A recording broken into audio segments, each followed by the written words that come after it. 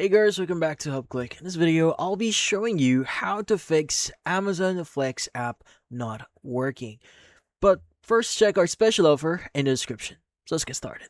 So if the app is not working properly for you or you're having some problems, well, the first thing that you may want to do here is you may need to make sure that the app is fully updated. So in this case, you want to go open up Google Play Store here, search for Amazon Flex, and basically update the app. If you do see any update button, it means that the app is not updated to the latest version, so go and update it. But once it's fully updated, you can go and open it up and see if that helps. Now, if that doesn't help, the next thing that you want to do is you want to clear the cache files. Now, sometimes clearing the cache files here can help a lot. So in this case, you want to go and press and hold on Amazon Flex app here. So go and look for it, press and hold on it. Click on the eye icon next to the trash can icon here. So that's the eye that has a circle around it. And you want to go and click on clear data at the bottom right here and click on clear cache and OK.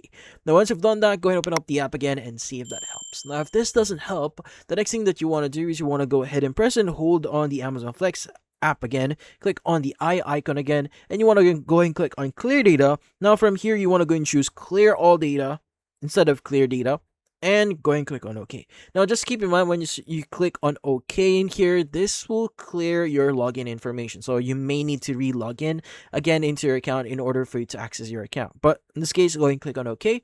Once you've done that, restart your phone and see if that helps. Now, if none of this actually worked, the final and last thing that you could try doing here is to reinstall the app. So sometimes reinstalling can help a lot.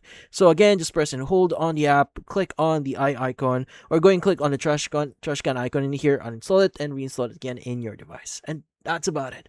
So, if you found this video, hit the like and subscribe button, and watch our next video.